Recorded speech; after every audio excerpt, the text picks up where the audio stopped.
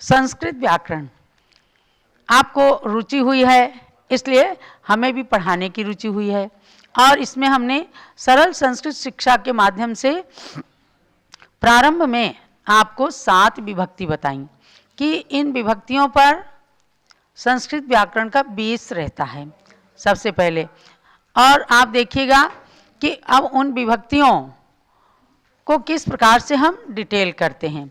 तो सर्वप्रथम पूज्यगण्य ज्ञानमती माता जी ने कहा कि हम जिन शब्द से शुरू करते हैं। जिन शब्द भगवान का वाचक है, जिनेंद्र भगवान का वाचक है और ये कहलाता है अकारांत पुल्लिंग शब्द।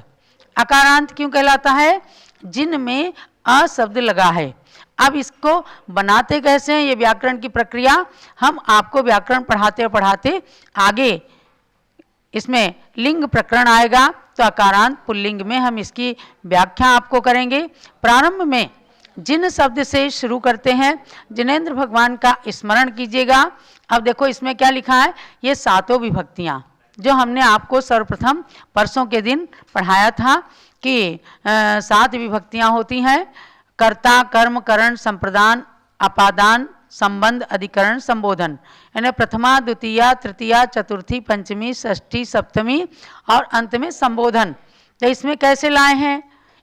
एक वचन। अब जो विभक्ति है, हर विभक्ति के अंदर एक वचन, 2 वचन और बहुवचन आता है।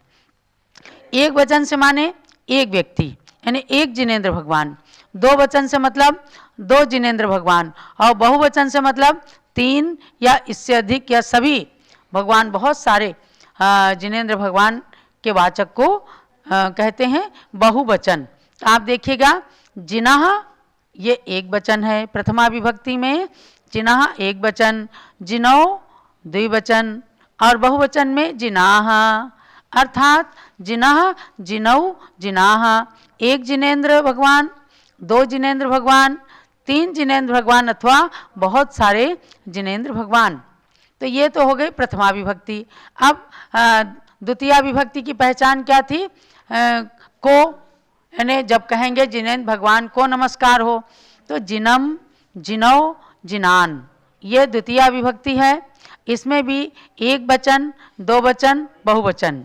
तो जिनम, जिनौ, जिनान, 2 जिनेंद्र, एक जिनेंद्र भगवान को नमस्कार हो। क्या अभी ये आपको कर्ता पढ़ाया जा रहा है और कर्ता, कर्म, करण यानी कि आपको यहाँ पर केवल शब्द पुल्लिंग, अकारांत पुल्लिंग शब्द को बताया है। तृतीया विभक्ति में जिनेन, जिनाभ्याम, जिनैः, हमने कहा ना बनाने की प्रक्रिया आपको बाद में बताएंगे। सबसे पहले जिनेंद्र भगवान के नाम दिए हैं 7 विभक्तियों में पूज्य माता जी ने, तो आप इनको याद कीजिएगा और इनको बार बार देखिए, लिखिए, पढ़िए। जिनेन, जिनाभ्याम, जिनैः, ये तृतीया विभक्ति के एक वचन, 2 वचन और बहुत वचन यानी बहुवचन हुआ। फिर चतुर्थी विभक्ति जो संप्रदान कहलाती है या चतुर्थी कहलाती है, जिनाय, जिनाभ्याम, जिनेभ्यः, ये चतुर्थी विभक्ति के एक वचन, 2 वचन और बहुवचन हुए। आपने इस प्रकार के कोई ना कोई पाठ जरूर 5वीं 6ठी क्लास में भी पढ़ा होगा जब एक संस्कृत का पीरियड आता ही है प्रारंभ में। अब पंचमी विभक्ति में आइए, उसमें भी एक वचन, 2 वचन, बहुवचन में जिनात, जिनाभ्याम, जिनेभ्यः। और षष्ठी विभक्ति में एक वचन, द्विवचन, बहुवचन, जिनस्य, जिनयोः, जिनानाम। सप्तमी विभक्ति में जिने, जिनयोः, जिनेषु। अब इनके अर्थ भी आपको अभी बताती हूँ। और उसमें संबोधन में हे जिन, हे जिनौ, हे जिनाः, अर्थात हे जिनेंद्र भगवान, हे 2 जिनेंद्र भगवान, हे बहुत सारे जिनेंद्र भगवान, आप मेरी रक्षा करें। इस प्रकार से एक नमूना यहाँ दिया है, उसके अनुसार चाहे वीर शब्द बना लें, चाहे बालक शब्द बना लें, चाहे कोई भी अपना पुरुषवाची शब्द लिख सकते हैं, बना सकते हैं। अब प्रथमा विभक्ति में जिनाः माने जिनेंद्र भगवान, जिनौ माने 2 जिनेंद्र भगवान और जिनाः माने बहुत सारे सब जिनेंद्र भगवान। द्वितीया विभक्ति में जिनम, जिन भगवान को, दो जिन भगवान को, जिनों से, जिनान माने सब जिन भगवान को या बहुत सारे जिनेंद्र भगवान को। अब ये जब पूरा रूप बनाएंगे यानी जिनेंद्र भगवान को हम नमस्कार करते हैं या जिनेंद्र भगवान हमें आशीर्वाद प्रदान करें, ऐसे इन चीज़ों का प्रयोग होता है। तृतीया में जिनेन कहा तो जिन भगवान से या जिन भगवान के द्वारा आगे जब वाक्य पूर्ण करते हैं भक्तों के कार्य की सिद्धि होती है। अभी यहाँ पर केवल विभक्ति का अर्थ बता रहे हैं। जिनेन्द्राभ्याम माने दो जिनेन्द्र भगवान से, जिनई माने सब जिन भगवान से या सब जिनेन्द्र भगवान के द्वारा। चतुर्थी में जिनाय में जिन भगवान के लिए, जैसे अर्घ पढ़ते हैं तो आप कहते हैं ओम ह्रीं श्री महावीर जिनेन्द्राय, ओम ह्रीं श्री महावीर जिनाय, उनके लिए अर्घ समर्पित करना। तो जिनाभ्याम माने दो जिनेंद्र भगवान के लिए, जिनेभ्याम माने सब जिनेंद्र भगवान के लिए या तीन जिनेंद्र भगवान के लिए या बहुत सारे जिनेंद्र भगवान के लिए। पंचमी में जिनात माने जिन भगवान से, जिनाभ्याम माने दो जिनेंद्र भगवान से और जिनेभ्याम माने सब जिन भगवान से, बहुत सारे जिन भगवान से। षष्ठी में जिनस्य यानी जिन भगवान का, यानी जिन भगवान की पूजन हितकारी है तो जिनस्य, दो जिनेंद्र भगवान की तो जिनाभ्याम, जिन दो जिनेंद्र भगवान से। जिनेभ्या माने बहुत सारे या सब जिनेंद्र भगवान से। ये पुस्तक आपके पास जो पहुंची है सॉफ्ट मैटर इसका, इसको खोल करके देखिएगा।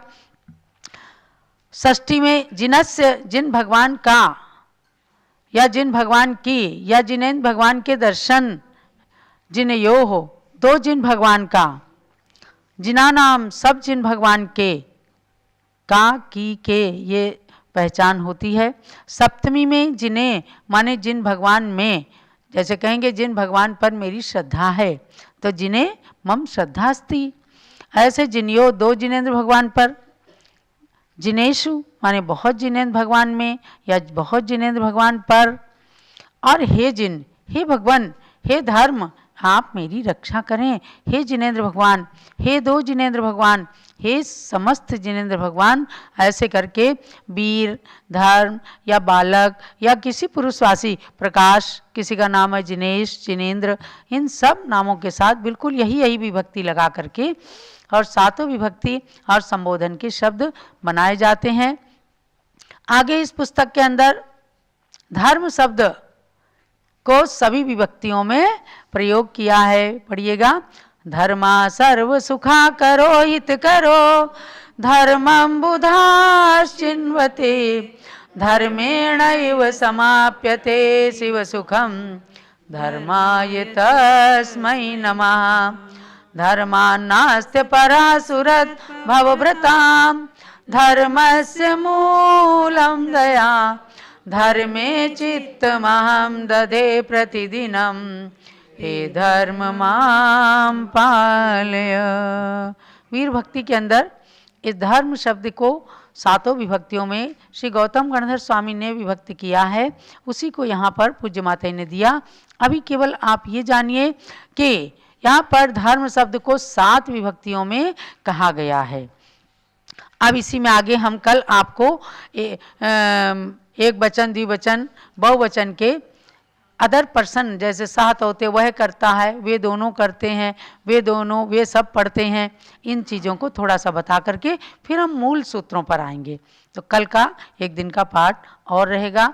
आज के स्वाध्याय का ही सार समझना कि गोमठ सार जीवकांड के अंदर जीव द्रव्य की प्ररूपणाओं को जानकर अपने आत्म तत्व पर श्रद्धान करें और अशुद्ध जीव को शुद्ध बनाएं। संस्कृत व्याकरण को जानकर हम अपने शब्दों को, अपने उसके अर्थ को शुद्ध बनाकर व्याकरण के द्वारा जो वचन शुद्धि आएगी उसके द्वारा पढ़ करके हम उसके फल को, संस्कृत के ज्ञान को शुद्ध बनाएं। यही सबके लिए मंगल, आशीर्वाद और प्रेरणा है। आप सब इसी तरह क्लास को ज्वाइन करते रहें। सबके लिए मंगल, आशीर्वाद है।